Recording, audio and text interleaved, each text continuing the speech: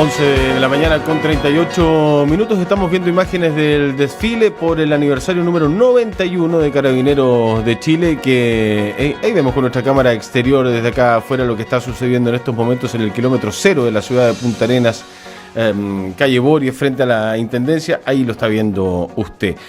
Como buen día viernes, nos tenía abandonados, sí, el viernes pasado no estuvo con nosotros, pero por actividades impostergables. Víctor Hernández, ¿cómo estás, Víctor? Hola, Mauro, ¿cómo están los amigos y amigas que nos están viendo, siguiendo, escuchando? De fútbol no vamos a hablar hoy día, no te preocupes. No. Estamos en una situación muy compleja. Golpeado. La palabra de siempre, ahora de moda, es complejo. Está todo complejo. Y hoy día tenemos un invitado. Porque además en este espacio que tenemos los viernes de 11:30 a 12 con Víctor, hablamos de todo un poquitito, de historia sobre todo, de historia regional, pero hoy día, preséntelo usted, pues, Víctor, a su amigo que viene hoy día y que vamos a conversar con él. Hablamos algo ayer. Él es abogado, escritor, vino a presentar una novela que fue finalista en un premio muy importante en España, el premio Altera, y esa novela se llama Nada más que nostalgia, que es una novela que está escrita, tiene un devenir, tiene una trama que es una historia de amor entre dos protagonistas, pero que nuestro autor se recurre al recurso del flashback. Lo hablábamos anoche en la presentación del libro. Aquí, ¿te acuerdas quién vio la serial Kung Fu? Sí, claro. Histórico. Sí, claro que sí. Cuando de repente David y Carradine estaban ahí peleando a ese... Y tenía y tenía que recordar la enseñanza de su... De sus maestros. Ya. Entonces, la novela, para que aquellos que nos están sintonizando y nos están viendo, tiene mucho que ver con esa técnica literaria que también se utiliza mucho en el cine, el flashback, porque aquí mi amigo Jaime Riveros Aedo, él hace en 3 días arma una historia, dentro de esta historia de amor, se remonta, ¿no es cierto?, lo que él es, este deseo que tenía el protagonista de la novela de terminar una novela a su vez, mira lo que son las cosas, terminar una novela de José Miguel Carrera, sus últimos días de vida y toda la epopeya que tuvo Carrera después del desastre de Rancagua. Uh-huh. ¿Ya? Pero a su vez el protagonista en la vida real está viviendo el proceso y todo lo que tiene que ver después del golpe de Estado del 73. Entonces hay una curiosa analogía que Jaime propone en su lúdico trabajo literario. Y además, déjame decir un paréntesis, un cogollito nomás respecto de que Jaime, además de escritor, es abogado y tiene vínculos estrechos también con la defensa de los derechos humanos en su momento, sí, con la dictadura militar. Lo saludamos. Sí, pues Jaime Riveros Aedo. ¿Cómo está, Jaime? Bienvenido. Muy bien, gracias por este encuentro. Buena presentación, buena introducción para presentarlo a nuestra audiencia. Sí, excelente. Uno queda incluso satisfecho y contento. Muy bien, qué bueno. ¿Qué te pareció el acto del día de ayer en la presentación de tu libro? ¿Cómo han sido estas horas en Punta Arenas? Muy hermoso. Y la presentación de ayer fue grata. Habían rostros conocidos de 40 años atrás que no veía. Si te puedes acercar un poquitito al micrófono, me piden. Tuve encuentros con rostros que no veía hace 40 años. Aparte de eso, mi presentador oficial, Víctor, lo hizo muy bien, y Margarita también muy bien. Así que fue todo muy grato, todo fluyó bien, digamos, armónicamente, y quedé contento. ¿Cómo nace la motivación para escribir esta novela, Jaime? Esta novela tiene sus orígenes en la motivación personal que tuve el año 73, cuando yo regresé de Concepción a Punta Arenas. Fui a estudiar leyes allá, yo soy originario de Magallanes, de Punta Arenas, y regresé recién de abogado y me encuentro con el golpe militar del 73, lo cual en ese momento todavía no estaba muy decidido a ejercer la carrera porque me interesaba más escribir, pero la circunstancia del golpe, el gran problema con los derechos humanos, lo horrible de toda la situación, me obligó a tomar partido y empecé a trabajar en el Comité Pro Paz, que después, más tarde, se llamó Vicaría de la Solidaridad. Y así fue como empecé a hacer la defensa para todos los presos políticos, que en ese instante, en Concepción, era de 1.000 personas detenidas. Curiosamente, a pesar de ser 1.000 personas detenidas, había un silencio absoluto en la ciudad. No se sabía, ningún medio de comunicación, radio, televisión, prensa, nadie hablaba de esto, como que no existía. El control era absoluto. Pero tú sentías en toda la gente, porque todo el mundo tenía un familiar, un amigo, un conocido preso. Entonces, además había que conversar en silencio, porque uno sentía que estaba vigilado por todos lados. Así fueron las circunstancias que empecé a defender en los consejos de guerra, con mucho trabajo, o a veces defendíamos 14, 15 personas en una semana. Y al lado de eso tú veías a la gente, a las mujeres que se portaron muy valientes, muy heroicas, las mujeres de Magallanes, como ayudaban para hacer la defensa de sus maridos, y más encima cuidaban a su hijo, criaban a su hijo, sin tener ningún ingreso, porque los maridos, al ser tomados presos, quedaron sin trabajo. Y ellas tenían que trabajar, cuidar a los hijos. O sea, esos son los héroes silenciosos que fueron las mujeres. Y yo las admiro mucho. 1.000 presos acá en Punta Arenas, presos, sí, en Magallanes. Sí. 1.000 presos. Sí. Claro. Y algunos se iba a notar, pero se notaba por todas partes. Y a él le tocó estar en los llamados consejos de guerra. Sí. Exactamente. Que la gente no sabe lo que es consejo de guerra. Expliquémosle a la gente qué era un consejo de guerra, por ejemplo. Normalmente una sociedad democrática tiene tribunales que tienen objeto administrar justicia. Estos tribunales están formados por hombres de derecho, gente sabia que estudia derecho muchos años, tiene que tener el título de abogado, etcétera, y tienen aparte de eso un gran bagaje cultural. Estas personas son las que están especializadas en administrar justicia. ¿Qué ocurre?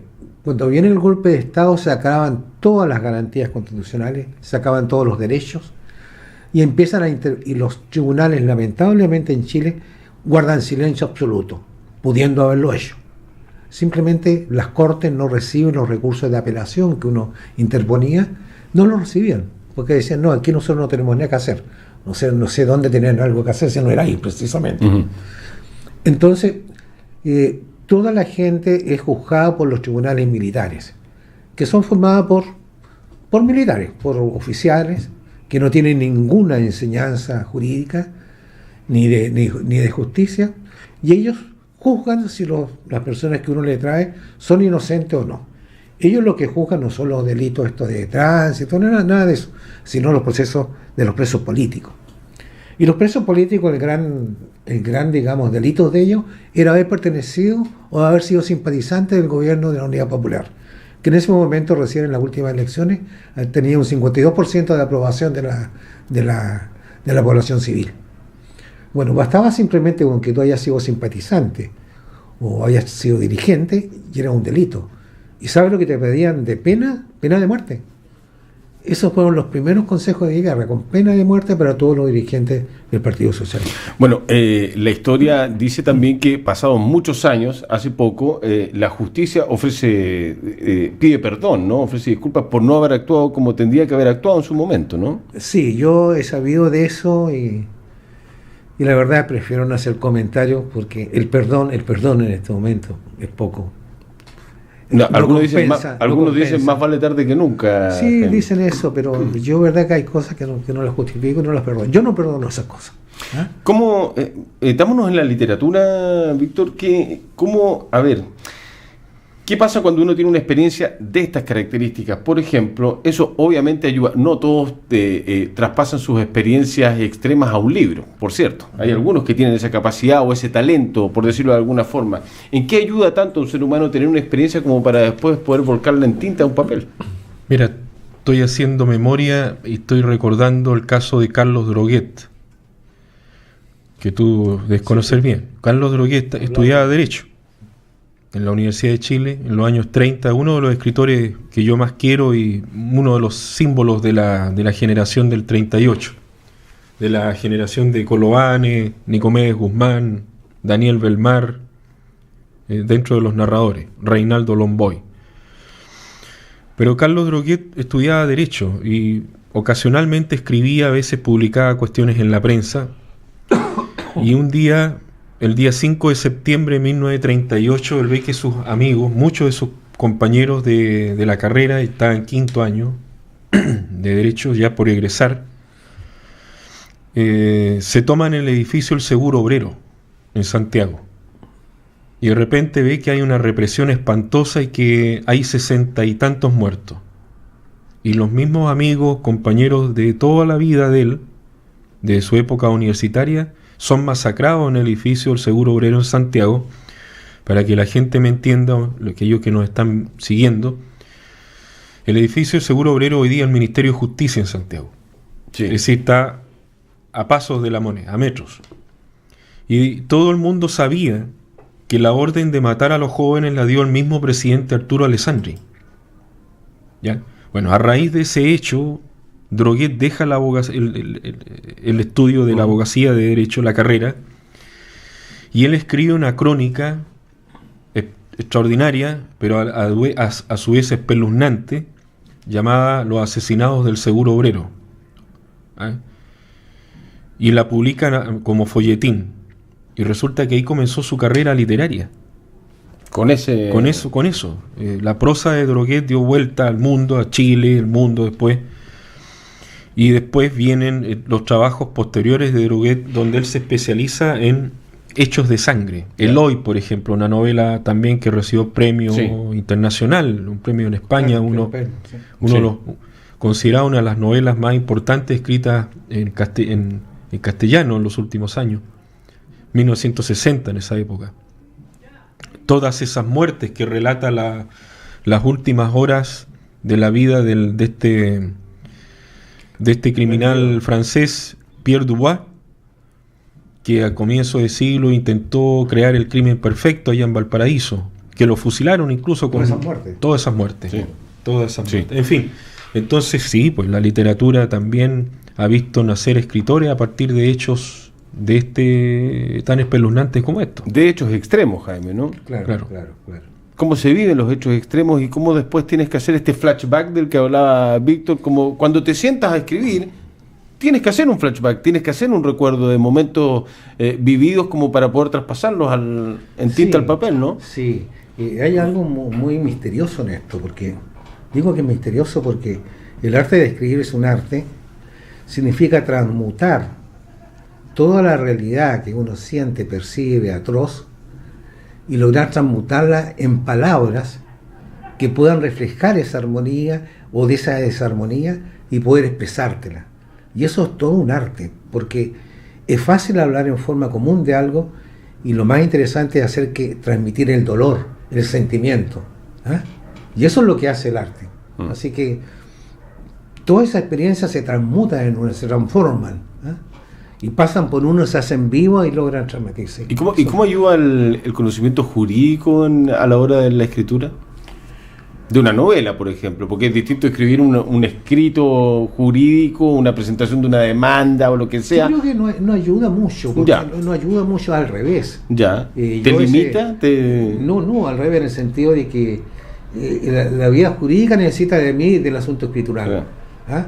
Yo veo escritos de colegas que son terriblemente escritos, chocantes. ¿Ah? Entonces, falta literatura, falta ortografía, sobre todo, falta ortografía, muy mal escrito. No todo ahora está empezándose otra vez, pero yo al revés nunca me he preocupado de eso, porque como me interesa el mundo lo escribo fácil, no me cuesta escribir el asunto jurídico, para nada. No es como se cree habitualmente que el abogado tiene mucha precisión y eso se traduce en las letras. No, al revés. El escritor tiene una precisión, cada palabra es la correcta. Yo a veces paso horas porque no encuentro la palabra correcta y no encuentro el sinónimo, porque el sinónimo no es igual. El sinónimo no basta para transformar una palabra. No. Hay que buscar el contexto y de repente surge. Paso horas, de verdad. Vaya, qué buen concepto, la palabra correcta. ¿Es difícil encontrar la palabra correcta, Víctor? Sí, y fíjate que pensando en lo de Droguet y otros autores que se me vienen a la mente, el mismo Juan Mijoilovich, abogado también. Sí. Yo pensaba, Droguet, él reflexionaba después en entrevistas que dio, de que los jóvenes que mueren ahí en el edificio del Seguro Obrero, eran nacionalsocialistas, eran nazis. Sí. Y eran totalmente contrarios a las ideas que él tenía. Pero sin embargo, él jamás imaginó que iba a ocurrir un hecho como el que pasó. Sí. Entonces, ¿qué es lo que lo mueve a él a escribir? O sea, voy a ser abogado, y yo tengo que hacer justicia. Más allá que ¿para quién? ¿Para quién? Y ahí está un hecho tangible, dramático, certero, real. Justicia, tengo que establecer la verdad. Me guste o no me guste lo que estaba pasando. La verdad, la justicia. Y eso entra en conflicto con, a lo mejor, con tus ideologías, con tus sentimientos. Exactamente. Entonces, Droguet se replantea todo, desde su formación como jurista hasta dándole vuelta al tema escritural. ¿Te has confrontado internamente, Jaime, con algunas cosas que tienes que hacer pero que no piensas, o te liberaste de eso en algún momento? No, por ejemplo, en esta novela, de hecho, se desarrollan varias ideologías, se tocan varias ideologías. Las ideologías liberales, ideología marxista, ideología capitalista, ideología existencialista. Todo eso está tocado en la novela, pero está tocado desde el punto de vista personal, no ideológico, sino de repente como mundo de ideas, pero nunca ataco yo eso, nunca ataco. Lo que más hago es que algunas ideologías se representan en seres de carne y hueso. Ya, claro. Y ellos muestran solo, sin que yo diga esto es bueno, esto es malo. Ya. No, ellos muestran lo que hacen. Eso es lo que siempre me he estado... Lo que pasa es que el autor, insisto, debe apartarse de los personajes. Sí. O sea, o más bien, los personajes lo tiran para el lado al autor y ellos hacen su mundo. Y esto está en verdad, parece un poco inverosímil, pero es verdad. Yo recuerdo siempre una historia de Dostoyevsky en su diario de vida, que decía: acabo de terminar anoche el monólogo de Iván Karamazov, cuando él plantea todo el nihilismo de que si no existe Dios, todo está permitido, todo se puede hacer.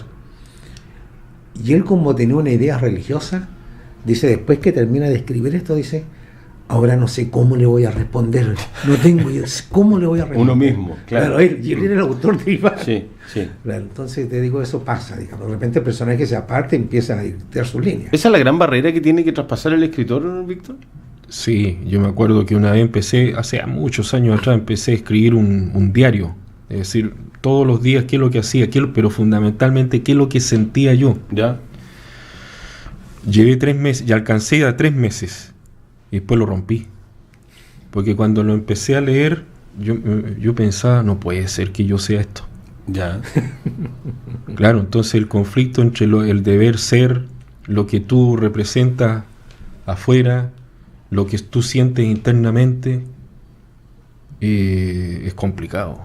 Ahora, el escritor que logra tener ese talento muy bien afinado es una maravilla, porque si logras hacer muchos personajes en un solo libro y pensar individualmente como cada personaje, es una cosa extraordinaria, ¿no? Interesante, muy interesante. Es muy interesante. Yo en la novela hay una historia de amor y de repente pongo el punto de vista femenino y me encanta, porque también me pasa lo mismo, no sé cómo lo voy a contestar. Porque ella ataca tanto a su amor, digamos, que están separados, lo ataca con mucha ironía, con sarcasmo, muy inteligente, y él de repente no haya cómo y le contesta igual y se arma una tremenda guerra intelectual. Yo no sé si tú reparaste en eso en la novela, y tengo que ponerme en los dos lados, pues entonces me complica, claro. Ahora, siempre hay un poquito hay una pizca del autor, ¿no? En los personajes sí. Siempre hay un pincelazo de personalismo. Sí, claro. ¿Sí? Claro, sí. Cómo tratar de separar aquello. Es un gustazo conversar con ustedes. Estamos llegando a la hora, se nos ha hecho súper corto todo, pero lo vamos a agasajar a la visita, con el invitado, que se lleve un salmoncito ahumado de Puerto Natal, Jaime, para que lo disfrute, gracias, con sus seres queridos ahí, que lo disfrute, un recuerdo de Polar Comunicaciones. Está sellado al vacío, así que se lo puede llevar, no se va a echar a perder, no hay ningún problema. ¿Sí? Bueno, y si quiere se lo comparte con Víctor más rato. Jaime, un gustazo de haberte tenido acá. El gusto ha sido mío. Muchas gracias por haber venido. Gracias. Felicitaciones también por la novela, por el lanzamiento en el día de ayer en el Museo Regional. Perfecto. ¿Hasta cuándo estás acá? Hasta el sábado, hasta el domingo. Este fin de semana, el domingo. Sí, el domingo. Buen regreso, ¿eh? Muchas gracias. Muy amable, gracias. Víctor, nosotros nos volvemos a ver el otro viernes, ¿no?